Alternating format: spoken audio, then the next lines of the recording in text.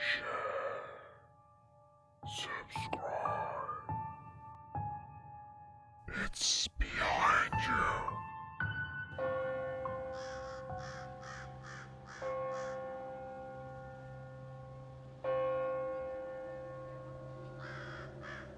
Back in 2013, I was teaching English in Shukugawa, Hyogo, Japan for a year.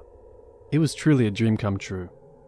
Well, my English Center's latest class got out at 22:30, and with it being Japan, I felt completely safe walking home along the Shukugawa River so late at night.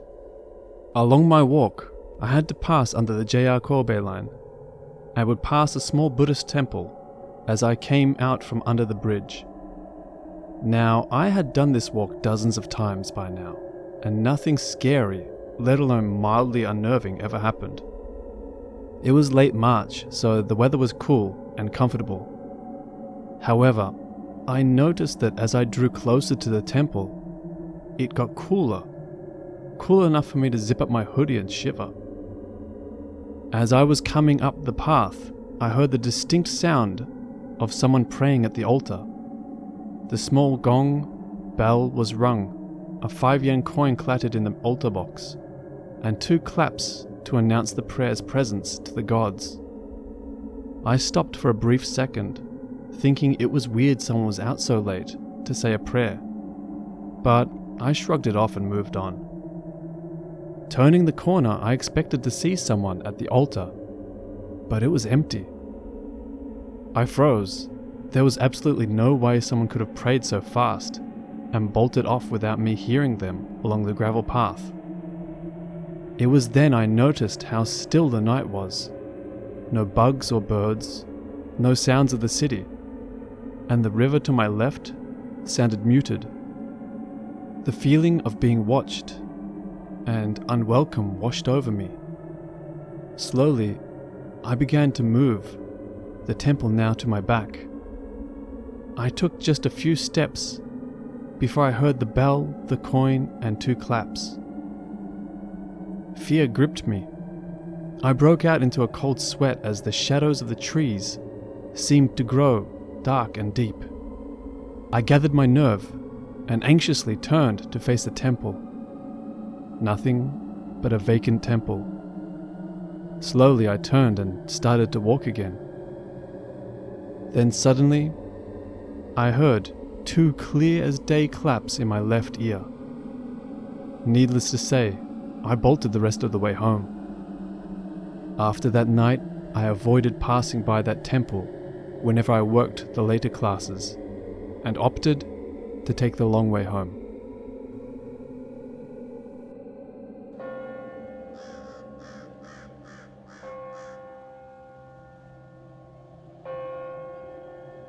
So, one of my friends is from Japan, and I was spending New Year's with her and her family in the Tohoku area, northern part of Japan.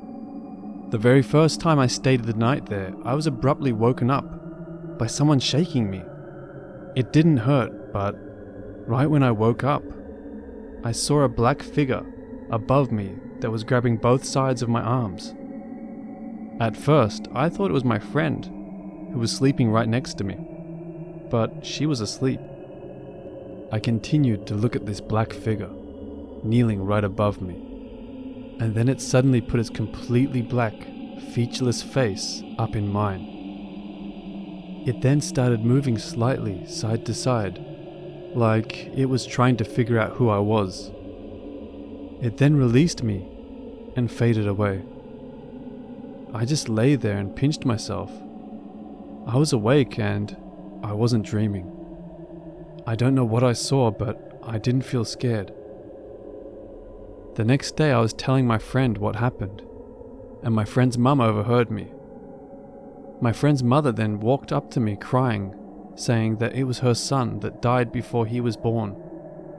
She said that she sees him too, and said that she's watched her son grow bigger and bigger as the years went on. It was a weird experience, but not a bad one.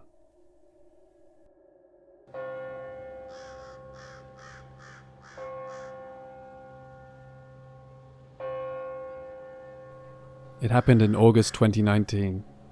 while I was visiting my cousin and friends in Yokohama. I was on my way back from my friend's apartment to my cousin's place where I was staying. It was close enough, so I decided to walk, despite it already being dark and late. I was close to Yokohama Harbor, walking on the pathway right next to the water. In the distance, I noticed a figure standing next to the railings, staring at the sea. There was nobody else around. I got a strange feeling from them, but I had to pass them. The figure didn't move when I got close. For some reason, I stopped to look at them when I was right behind. The person was wearing a black trench coat, reaching past their knees, and had their hands tucked in its pockets. While I was staring at them, they turned around to look at me. The streetlights provided a good light, and I was standing close enough to make out their features. It was a girl, clearly foreign, and the first thing I noticed was how absolutely beautiful she was. Rather tall, maybe around 5'8", dressed in modern entirely black clothes, with dark, wavy hair reaching her shoulders. She was young, couldn't be older than 18, maybe younger. My gaze lingered on her eyes, and a chill went down my spine. They were light, but completely empty. It was like looking into a void. She stared at me, her expression was blank. It didn't change since she turned to me, but I had a feeling she was waiting for me to do or say something. I tried, but I couldn't find words. I was frozen in place. We stared at each other for a while, until at one moment I blinked and she disappeared. There was nowhere she could have gone, just vanished into thin air. Scared, I hurried to my cousin's apartment. When he saw me, he pointed out that I looked white as a sheet. But hearing my story, he just laughed that I hallucinated a hot girl. I researched Japanese urban legends out of curiosity, but I couldn't find anything about a young girl wearing a trench coat. She didn't even look like a ghost.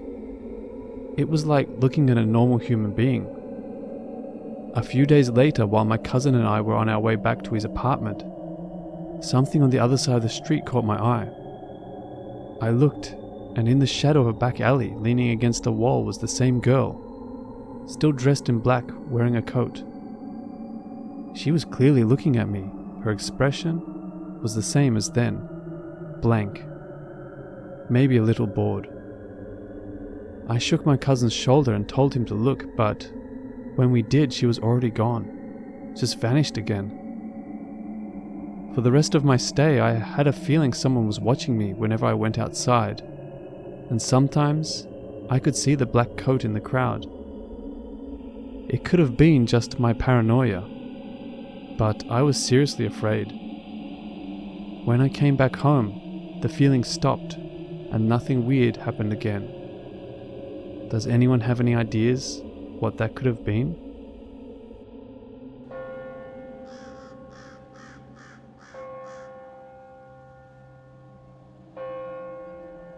So in the summer of 2017, I traveled to Nagano, Japan, the mountainous region north of Tokyo.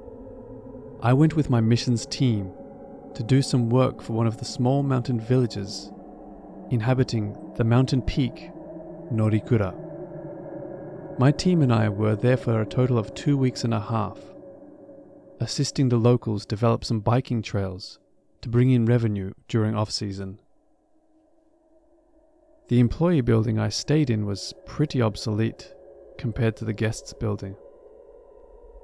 Despite its large size, the employee building only had 3 very small bathrooms. I would straighten my hair at night due to the days being so busy with work. No bathroom in the building featured mirrors, and all bathrooms were on the first floor. So I would usually go to a large mirror in the middle of the 3 bathrooms. One night, it was around 1 a.m, and I was doing my hair in front of the mirror. Behind me, there were 3 traditional rooms featuring big sliding doors of wood and paper called shoji. No one slept in those rooms for the entire time I was there. My flat iron was kind of old and smelled unpleasant when I would use it, so every time I decided to do my hair, I would check the rooms first to make sure no one was around, as to not disturb them. No one. The only light on was above the mirror, and I could see directly into the room behind me. Utter pitch blackness. Utter pitch darkness. Anyway, as I was about halfway through doing my hair, I heard a slight tapping sound on what sounded like glass. The taps went from slow to fast in a quick 2 seconds or so. Tap, tap, tap, tap. Tap, tap, tap, tap. Tap, tap, tap, tap. The sound came from the room directly behind me, and my nostrils cleared. Was someone outside watching me from the room behind me? Before my thoughts got the best of me, I quickly decided to ignore it and hurried with my hair. I was a little freaked out, so I started to rush, and maybe about 10 minutes later, I felt okay enough to take my time again. I focused my view on the darkness of the room through the mirror behind me and told myself that I was just working myself up. And since we were literally in the middle of nowhere in the mountains, it was highly unlikely someone was out there at this time of night. Once I got to tying one side of my hair up, I heard a faint shuffle. I paused and watched silently with my heart in my stomach. Then, out of nowhere, the shoji behind me slid shut with a loud bang. I was gone. I booked it. I didn't even notice that I was still holding on to my flat iron, and I was yanked back from it being stuck in the plug.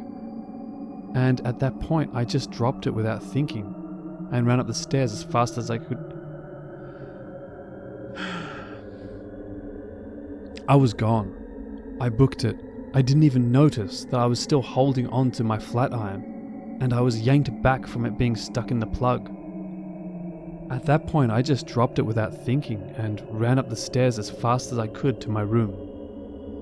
Everything happened so fast, and my hair was left half curly. By the time it was morning, I heard one of the resort workers complaining about the flat iron being halfway out of the plug, sprawled out on the ground. I went to go get it, and I noticed the shoji was actually closed. I asked around, and no one, and I mean no one, was allowed to stay in those rooms, since they were under renovations apparently. I told my friend Kayo what happened, and she advised me to avoid speaking about spirits. And she advised me to avoid speaking about spirits, since it encourages the conjuring of unwanted entities. So I kept quiet, and doubtless to say, after that, I kept my hair curly for the remainder of the trip.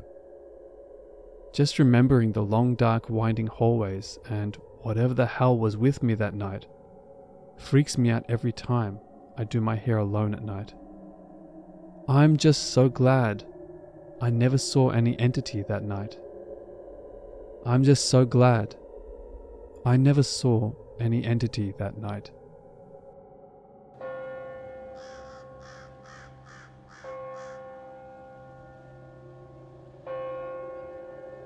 I'm half Japanese, female, living in Japan and work as a translator/interpreter. A few years ago, I got hired for an awesome project as an interpreter for a producer and an award-winning director for a movie that was to be filmed in Okinawa. Anyway, we got flown to Okinawa and I was excited on so many accounts. Plus, it's my first time in Okinawa. Everything was amazing. The friendly, warm Okinawan people, the food, the weather, and the beautiful beaches. Until we reached the resort hotel. 3 key team members, including myself, were on the same floor. Our rooms were side by side. I remember as I walked up to my room door, I felt like something was off. I knocked firmly 3 times on the door. Something I was always told to do by my father, who has traveled around the world for work. And as I opened the door to my room, about 6 feet away, I saw an apparition of a lady standing there looking at me. Well, shit. But I had no choice. I'm here for work. She looked like a Japanese lady in her 20s or 30s, with long dark hair. It was neat. She was wearing a long, light-colored bluish-white dress with some sort of faint floral print, as if it had faded with time. She also looked darkish overall, energy-wise, if that makes sense. Like there's a slight darkish grey mist surrounding or emitting from her. I stood at the entrance and spoke politely in Japanese. "Hello, excuse me. I'm not here to disturb your peace or your space. I'm here just for 3 days for work, and I will leave after that. Thank you for understanding." I bowed deeply before entering. It seems like she understood me and mostly left me alone, although she barely leaves the spot where she was standing at, and just watches me whenever I'm in the room. Each time I have to enter or leave the room, or have to go to the kitchenette, toilet, bath areas, I would have to walk by her. My best friend was in between jobs then, and whenever I was back in the hotel room, she would spend the entire time on her phone with me, so that I was less afraid. Since being on the phone means I'm distracted from the lady who was always looking at me. I could feel her watching me even as I showered. So I had to have my best friend on the speakerphone while I showered. The kitchenette area, near where she usually stands, is also always colder than the rest of the room, even though the air conditioning isn't there. I was really grateful that it was quite a spacious room, enough for 4 people.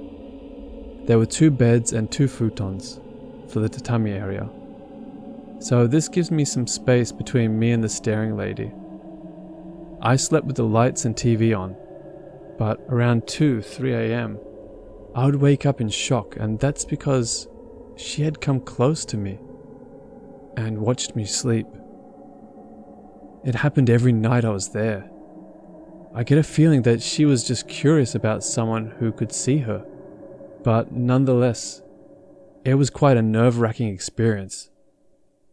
Before I left, I bowed to her again and thanked her for sharing her space.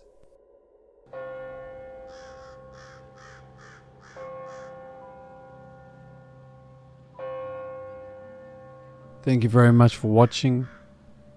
That was 5 true scary stories from Japan. I hope you enjoyed them. If you enjoyed this video, please consider subscribing and sharing with someone who also might like it. It would really help my channel grow. If you have any stories that you'd like to share on this channel, please send them to scarepapa@gmail.com. Once again, thank you very much for watching, and stay safe.